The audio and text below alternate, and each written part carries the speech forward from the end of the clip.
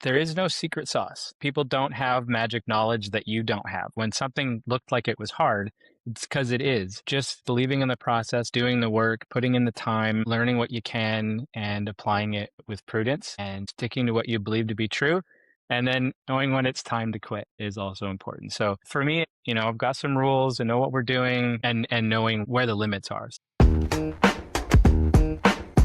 Welcome to the Control Alt Gab podcast, where we sit down with tech founders to break down how they scale, pivot, and grow. I'm your host, Gabrielle Walters. Let's dive in. Hello, everybody, and welcome back to another episode of the Control Alt Gab podcast. Today, we are joined by Sean Johnston, who is the founder and CEO of Refoundry. We're very excited to talk to him about all things web building, growth, strategy, dive into his story and learn from him today. So thank you so much, Sean, for joining us. We're very happy to have you on the show. Well, thanks for having me.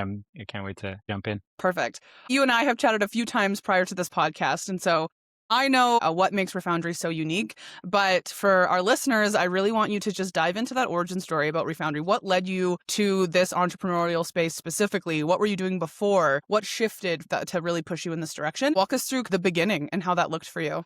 Yeah, I'm a career designer. I got started in the digital design space way back in the mid '90s when home computers started becoming a thing, desktop publishing and all that. So I've been doing this for quite some time. I got into the web space when CSS became a thing. So when that hit the industry and everybody got super excited about what it meant as far as like how far you could push design in websites, that's when I got involved and taught myself how to program, started building some WordPress sites on the side, built up my own little freelance hustle, a lot of Craigslist, $1,500 websites in the early days.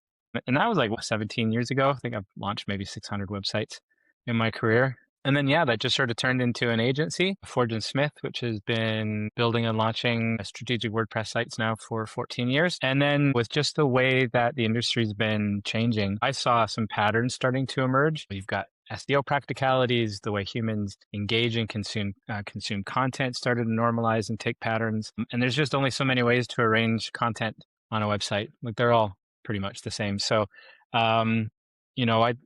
I'd been playing around with an idea for years. Prior to that was, if there's enough of what we're doing is predictably the same, is there a way to create some sort of system that would have you not do the same stuff over and over again? So we tried tackling it like 5 different ways. I failed repeatedly. But when Webflow kind of hit the market and Figma kind of hit the market around the same time, and WordPress's Gutenberg backend, they released all of their full site editor functions. There's just some of those 3 things came together, and I just sort of had this vision of something that might automate what I was trying to automate, and Refoundry was born out of that. I love that. Beyond that automation piece and making the web building process easier from like a productivity standpoint, there is a lot of accessibility that was infused into the into Refoundry from the onset. I'm curious if that was an intention from the get-go, or if you naturally stumbled into having that be a feature based on the nature of how you built and organized the company, or if that's something that you introduced later on a bit more decidedly, or how that piece works in there from your perspective. Yeah, accessibility is a little bit of a personal thing for me. It was cultural, and it was there from the very beginning. It was one of the core requirements from the start of the project when we first started crafting the first Gutenberg blocks. Yeah, culturally, I just believe the internet belongs to everybody, and everyone should have free access to information. And I think that we as UX and UI designers have a moral obligation to make sure that we're keeping other humans in mind rather than just focusing on mainstream able-bodied people. There's all kinds of ways that people need to access the internet. People with sight issues, with dexterity and mobility issues, or with neurodiverse issues. There's some websites I just can't be on because there's too many things flashing all over the place. So that's a personal mission of mine, is to make sure that anything that I'm a part of is available to anybody for any reason. And there are practical reasons for it. Google prefers it. They perform better. It's just the right thing to do because it's the right thing to do. Definitely. And yeah, that was going to be my tag along question. How have you seen that impact growth and the adoption and client acquisition and pieces like that? As a neurodiverse person myself, I always am much more attracted to things that have that intentionality behind it, even if the level of accessibility that's being presented to me isn't something that I specifically need. I'm like very conscientious to make sure I'm putting my time, effort, and money towards things that have that in mind, but that I'm just one person, I'm just one consumer. So I'm curious how you've seen that impact the scalability of Refoundry. Yeah, it's interesting. It's those of us on the spectrum and in the neurodiverse world, we all have a very strong sense of social justice. It's a big part of the neurotype. So that's part of it. I think that uh, like in the broader web world, like websites have a job. They help organizations and companies tell their story. They do that on an internet that you don't actually control, and that largely is governed by somebody else's rules, aka Google, and engines like that. As legislation for accessibility sort of became a thing with the WCAG down in the States, and then how it came up here to perform for SEO reasons, the accessibility pieces is increasingly become a ranking signal. So you really have to take that seriously. Nobody wants a website builder that doesn't perform. There's lots of them that don't perform that people don't want to use. So it was really, really important that if we're going to produce something that was meaningfully useful to professional agencies or professional freelancers that were reselling their services to clients, that the product actually had to do the job. It has, just in my experience in the marketplace now for 16 years, the last 4 or 5 years has really seen it go from something 1 in 10 people ask you about to it's actually a part of the RFPs that you receive as a requirement, AA compliancy. So that's really just become quite mainstream and normal. And the fact that Refoundry is AA compliant out of the box, have all of the sort of content pieces that you need to sort of stay that way, like separating H levels from heading styles and things like that, has, made it a lot easier for people to adopt and to take it seriously. It does feel like an intentional, professional grade enterprise level product, which is the point. That's what we set out to create. One of those good things that has a value backing, but also a very attractive business development element to it, where without it, you're hard pressed to get the traction and the attention that you need. I think that you're right, like, is becoming more important and critical for folks to scope in that accessibility piece. I've seen it from the work I've done, RFPs, that coming up. It's information I've had to relay back to our designers and builders to be like, hey, you need to do this actually, or we'll lose the proposal. And so beyond that piece, obviously there's a lot of people that build websites, right? I want to give you some more space too to highlight some of the other ways that Refoundry is divergent from other web builders, your biggest competitors and stuff like that. Yeah, I think there's a few key pieces that set us apart, because we are somewhat singular, and I'm not saying that to pump my own tires. We really wanted to create something that solved all the needs in a way that created the most flexibility and scalability possible. The one thing that people don't realize that we spend a lot of time talking about is that's 100% Gutenberg compatible. So we're not taking over WordPress's backend the way Elementor or Divi or some of these other systems, Beaver Builder, there's 1,000 of them. So we're not overlaying some other UI over the backend. It would have been way easier to do it that way. What we did is we worked from within the Gutenberg engine. And the reason why we did that is because one of the biggest reasons WordPress is as popular as it is because of the open source ecosystem. And so we really wanted to make sure that everyone still had access to all the plugins that support Gutenberg, to all the great features already in Gutenberg, just kind of getting back to what made WordPress great in the first place. So that's one of the big ones. The second one is that it's effectively themeless. There is no need to buy a theme to go with it. There is a theme because WordPress makes you activate one, but there's nothing in it. I mean, there's a bunch of structure in there for, an agency dev to do their work, but you don't have to put anything. So it actually is largely no code. We only write maybe 50 to 60 lines of CSS on our largest websites at an agency level. There's no theme component to it. Everything is actually in the editor. Type styles, colors, button styles, all of that stuff's actually done codelessly in the editor. And this is where the full site editor becomes really important, in that responsive previews, being able to set things for tablet and phones, all of the templates, the header parts, the footer parts, all of that is all block-based as well. So there's nothing in the theme. Those are the two biggest pieces. The third core system that really makes us a lot different is very familiar, and that's the component system. It feels very like Figma, where you're actually able to save a banner or a text area or blog section or whatever as a component, and then place instances of those on different pages and posts, and then customize them however you want. So it feels very natural. You can still manage those things globally, but from a production standpoint, being able to build and produce sites quickly and with flexibility, it's incredibly important because you get all the way to a built website and then the client's like, oh, I need to change the spacing in the banners. You don't want to have to go back to like 42 different banners and move a toggle. You need to be able to manage things globally. Those three things really come together to create this low code visual site builder that has really no creative limits and is super performant. Yeah. And the low code piece, I think I want to ask you a couple questions on too. And this isn't my opinion. I want to reiterate. I think just having these conversations, talking to a lot of different people over the course of my career, there is, I think, a misconception about low code and equating it to perhaps, I don't want to say like lesser quality, but perhaps the advanced code needs for a lot of these bigger websites, I think can provide a level of safety. People are like, this is very complicated. There's a ton of code. I feel secure in how it's built. You know what I mean? And not having that piece, I know that there's a lot of people that don't maybe fully understand the value of low code and where those risks maybe aren't actually real. Is that something that you've had to come into contact with when you're, talking to prospective clients or networking or anything like that? Only every time. Only every time. Yeah, only Actually, every when we first launched the beta marketing site and then the full one, and then we relaunched a new expanded version. When we first started, there was literally zero search volume for low code, and now it's quite a lot. This idea of I don't have to explain what low code means anymore, but you're right. There is this misconception that low code is templated. Like if people don't quite understand what they're talking about. They look at like a Squarespace or a Wix and they're like, okay, that's low code. I'll just drag this thing on a page. And if I want to do anything different to it, then I can't, or I'm fishing around in a bunch of code. They're not low code. They're pre-built. There's a difference between low code and pre-built. What low code is doing, and it's why we really resisted the urge of calling it no code, because you have to code. Every website has some custom needs. So we wanted to make it really clear that it is there. It fits any of your workflows. There is a theme. You can put code in it. It does what you have always been able to do. You want to throw an extra function in there, or a bunch of extra JavaScript. It's all there. It's the same workflow. These are not new skills. But the fact is, in traditional web development, I'm going to go in, I'm going to create a PHP template. I'm going to put the same HTML structure that I've always put, the same PHP tags that I've always put, and I'm going to style that with the same CSS always. There's nothing different.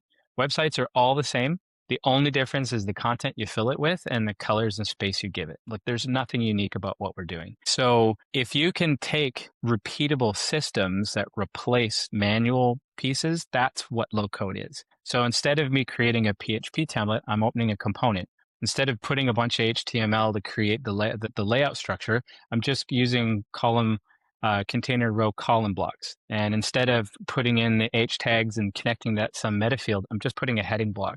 It's all the same stuff. It's just in a repeatable, scalable systems. Good systems are inherently infinitely scalable. It's really just the work of putting the pieces together and tying that into a larger framework. So a good low-code platform, and like that's us in the WordPress building space. There's Bubble.io, for example, in the application space, and all kinds of them. It's just taking those predictably repeatable pieces and systemizing it, so that what's left is the expression, the uniqueness, the bits that actually makes the final product different than other things.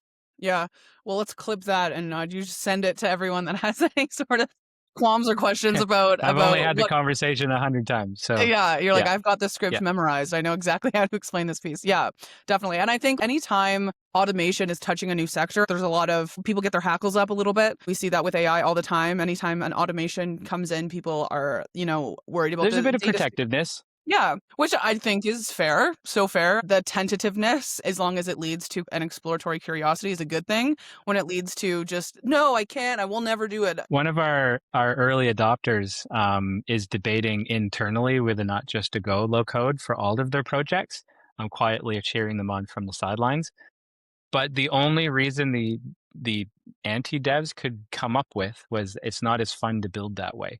And that's fine. You have hobbies. You can go build things however you want. You can go build websites on your off time. A lot of times, the conversations that I have with agency owners and operational people is that your end customers want control over the site, and they don't want to have to wait for developers to do stuff for them.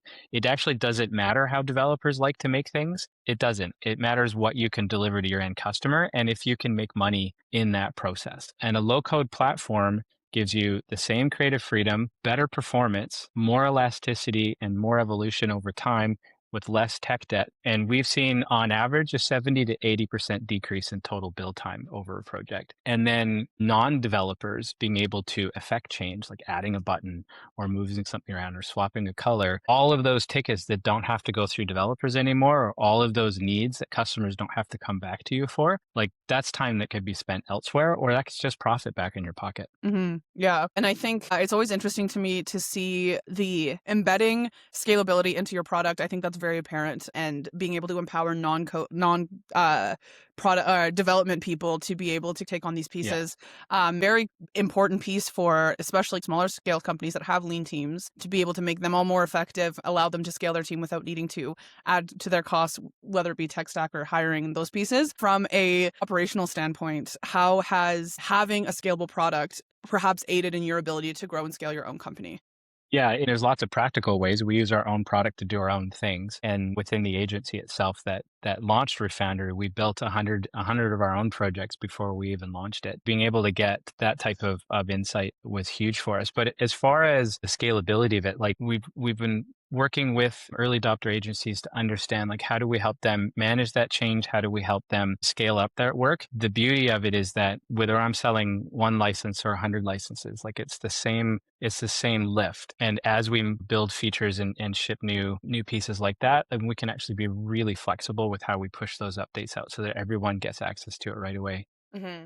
And that's one of the like the big velocity creators with it being seamless, is that all of the things that we're wanting to involve and change over time it's all just within this plugin package. So we can continue to ship exciting new things and improve things just from a single point of truth. There's just nothing really in the theme beyond some CSS or some JavaScript or just standard WordPress pieces. We don't have to worry about all of these one-off things that need to be considered. Everything is this malleable bubble of functionality that we can kind of control and manipulate and evolve over time. So that has allowed us to really effectively be able to continue to polish and expand the product. So, when customers are like, I want to do this thing, and we're like, oh, that's very different than I've ever seen anyone else do it. And so we can either give them answers on how to do it, or we can push a new feature or take that into consideration. We've been working a lot on adding accessible layers of animation and interaction. And that's been something that we can do with just small iterations, little expansions, good feedback from everybody. And so, yeah, that scalability has been huge for us to be able to respond really quickly to customer needs and insights that we can get from their everyday usage. Yeah, definitely. It's a good feedback loop for you to continue to evolve and meet needs as It's effectively actually as. the most fun part of the whole thing is like, oh, that's a neat idea. How can we? Or you shouldn't be doing that anyway, so we're not going to support that one. Yeah, it's been fun. And I know you've mentioned your agency a few times here too, and I'm curious, from looking at the journey you've had with Refoundry versus starting your agency, what is the kind of the biggest thing or maybe something that you thought based on your agency experience that going to market with Refoundry was going to go a certain way or look a certain way, and I'm sure a lot of that probably was shaken up by how things actually went, just given the difference of the two. But walk us through how that looked for you as well.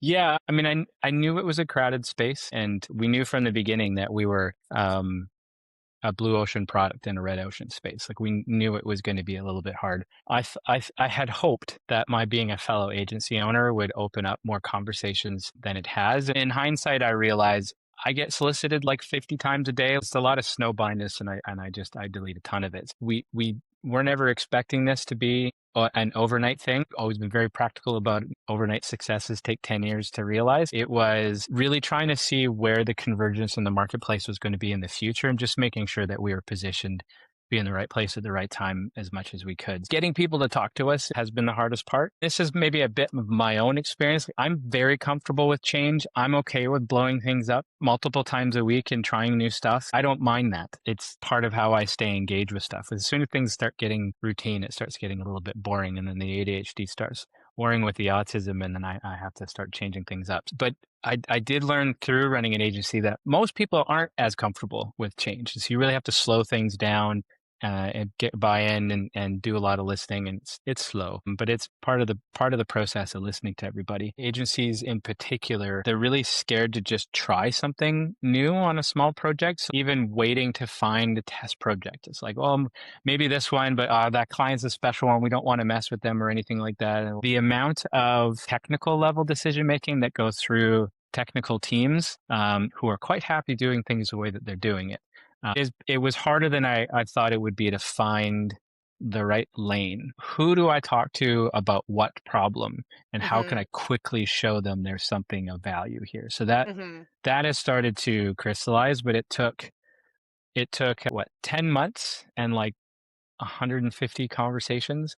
It'd been Hmm. hard. So that I knew it'd be hard. It's infinitely harder than I thought it would be. The go-to-market strategy we planned is nothing like the one we're operating right now. That's another interesting piece too. I think that the change of go-to-market strategy from what you plan to what rolls out, another thing I think that a lot of founders experience. And I think that specific phenomenon, there's usually a pro and a con to that process. A lot of people, I think, get surprised in positive ways, or they're like, it needed to go that way, and now that it didn't, everything's got shot to hell. How did that difference of how it actually rolled out, how did that impact how you were able to move forward? Yeah, a lot of it really is just because historically I'm a builder. I make things, and a lot of the work that we did for my own marketing over the years was just long tail SEO stuff. So if you build it, it will come as a nice idea. It doesn't really work that way, Yeah. particularly not on a noisy internet. So it has been a lot more interactive than I thought it would be. Like it's a lot of video content and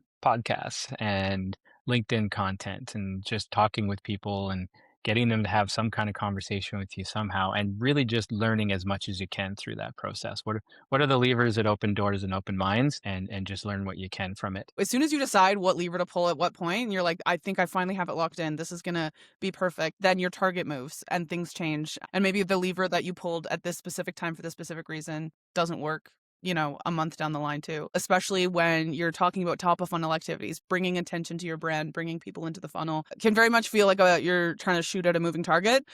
And just when you have have it locked in, it moves immediately. I think a lot of founders are feeling that we're being reached out to in a million different ways by a million different people. How can you cut through what even is real versus what is a tactic Well, of some kind? and AI has just made that significantly even harder. As soon as I see a long dash, I'm like, I'm not going to read this. Right? Yeah. Yeah. And then poor people that just use M dashes normally. No I one's did going to actually believe use you. them. I like them. I come from a typography background, so I know how to use those things properly.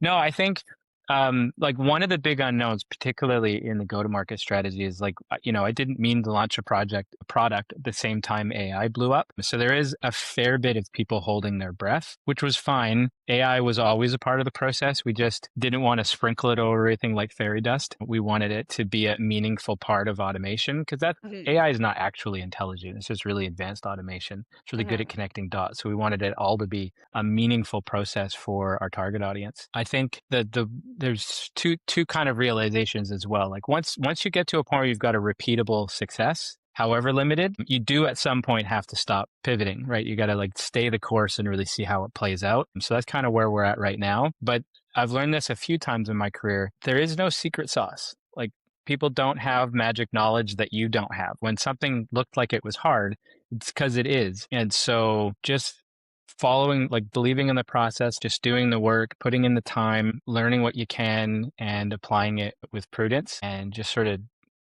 sticking to what you believe to be true.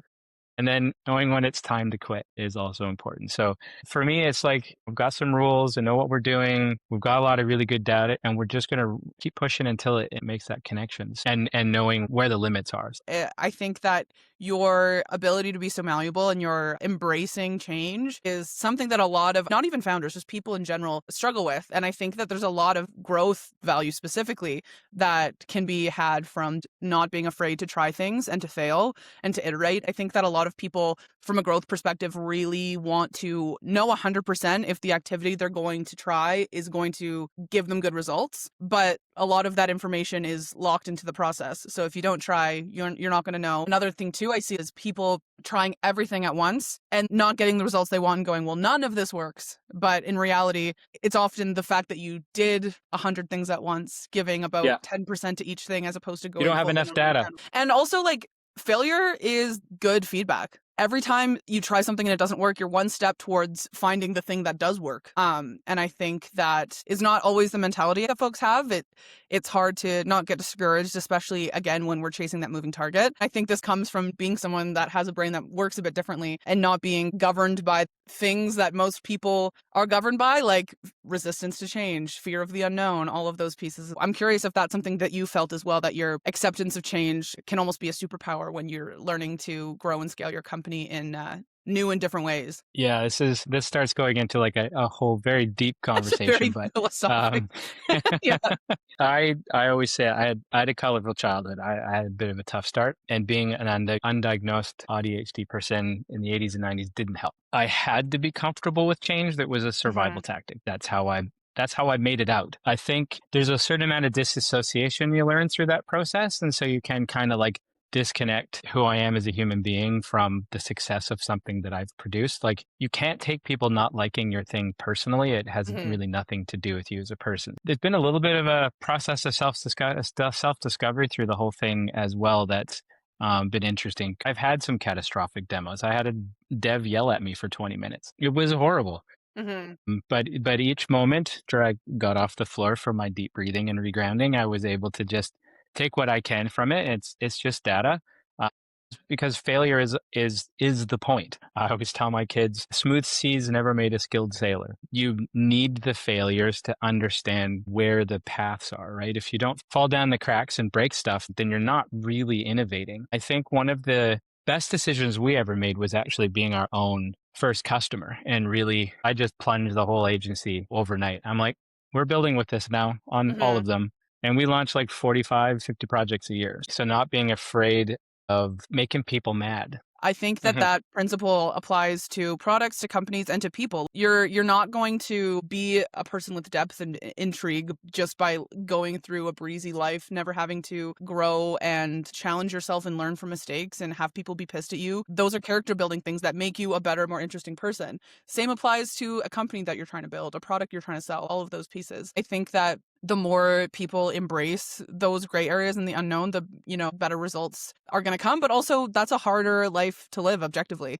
Living in those spaces and embracing them means that you're going to be on a bit more of a roller coaster ride than you are going to be just like paddling down the canal. I had to, and this starts getting into being socialized male in a very toxic time, but I really had to learn how to disconnect my self-worth from my output or how people felt about that output. So I made a thing with a bunch of other cool people. We're all really proud of it. We know it works, and you not agreeing with me doesn't have anything to do with me. So now I'm just out there collecting no's. Like, every no is more valuable than each yes. Let me hear why you think it's a bad idea. Let me spend that time to dig into why you're wrong and helping you see, because that has actually been a huge part of learning how to position it, how to move prospects through a demo into a tailored sandbox, into a pilot program, into adoption. And being able to do that all from I'm not trying to sell you something, I'm trying to help you solve a problem I know you have. And it doesn't have to be a scary process. And being able to help them,